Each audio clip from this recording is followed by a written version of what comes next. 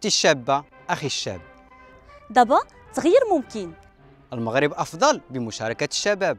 بتسجيلنا باللوائح الانتخابية يمكننا المساهمة في اختيار ممثلينا في الجماعة، في البرلمان، في الحكومة.